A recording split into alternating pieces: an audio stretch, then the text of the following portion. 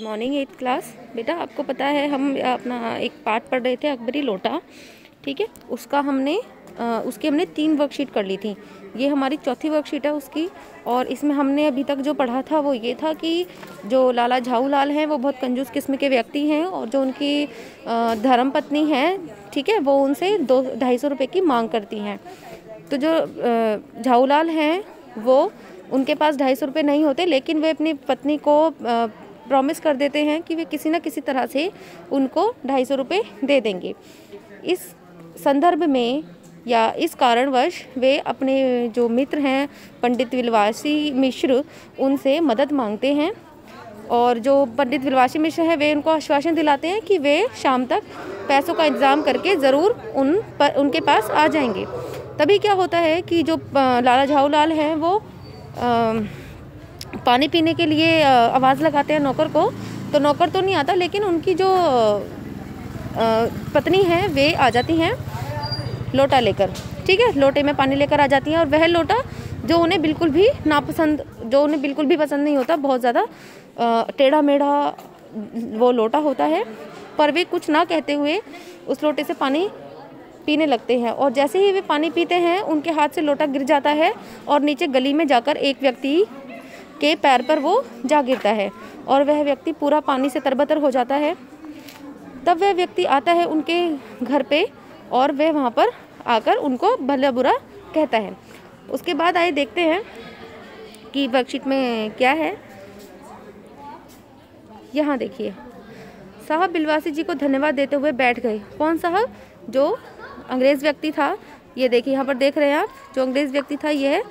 उनके घर पे आता है तो वे उनको बिठा देते हैं और वो उनको धन्यवाद देते हुए बैठ जाते हैं। और लाला झाऊलाल की ओर इशारा करके बोले, आप इस शख्स को जानते हैं? तो बिल्कुल नहीं। इस शख्स को मतलब जो लाला झाऊलाल हैं। तो वो उनको पहचानने से इनकार कर देते हैं और वे बोलते हैं, और मैं ऐसे आदमी को जानना भी नहीं चाहता जो निरीह राह चलतों पर लोटे से वार करे। अर्थात जब उनके हाथ से लोटा गिरता है और वह उस व्यक्ति को लग जाता है तो जो उनके मित्र हैं विलवासी जी, वे अपने दोस्त झाऊलाल को पहचानने से इनकार कर देते हैं या मना कर देते हैं। आगे देखिए, मेरी समझ में ही इज़ अ डेंजरस ल्यूनाटिक, यानी यह खतरनाक पागल है। वो इंग्लिश में बोलता है क्योंकि वे अंग्रेज़ है।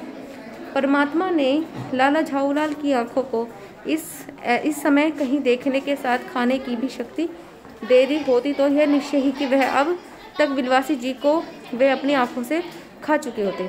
अर्थात जो लाला झाऊलाल थे वो इतने ज़्यादा गुस्से में थे कि उनको उनके मित्र ने ही ऐसे समय में पहचानने से इनकार कर दिया, तो वह उनको बहुत ही कड़ी नज़रों से देख रहे थे।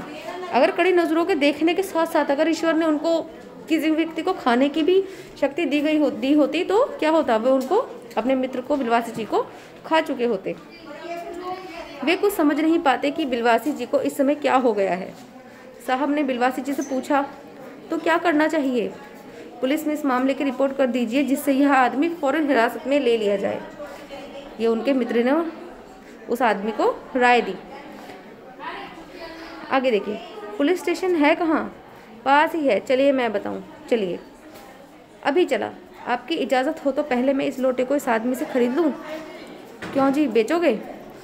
मैं आगे देखिए, हाँ जी, तो वह उस लोटे को खरीदने की इच्छा जाहिर करता है। कौन? जो बिलवासी जी हैं। वे एक नाटक स्वरूप रचते हैं जिससे कि क्या होता है कि वो उस अपने मित्र को बचाने का प्रयास करते हैं। तो वह कहते हैं, मैं 50 रुपये तक इसके दाम दे सकता हूँ। लाला झाऊलाल तो चुप रहे। साहब ने पूछा, इस रद्दी लोटे से आप 50 रुपये क्यों दे रहे हैं? इस रद्दी लोटे के आप 50 रुपये क्यों दे रहे हैं?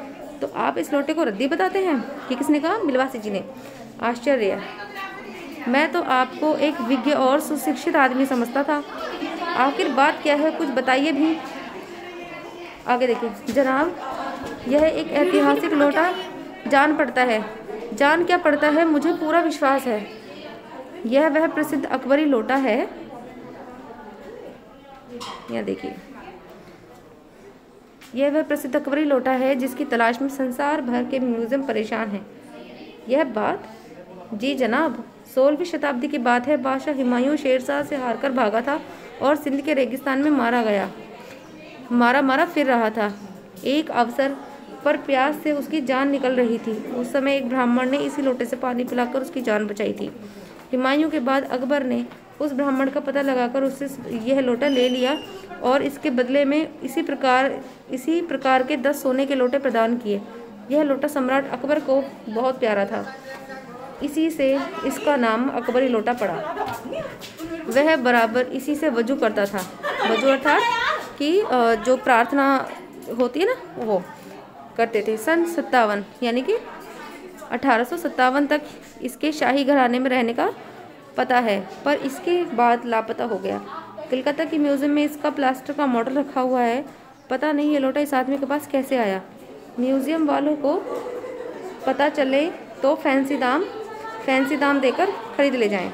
ठीक है, तो यहाँ तक हमने पढ़ा और मैंने आपको स्टोरी बाकी सुनाई दिया। ये कहानी पूरी इसमें क्या होता है, आगे हम इनके प्रश्न उत्तर करेंगे बेटा। ठीक है।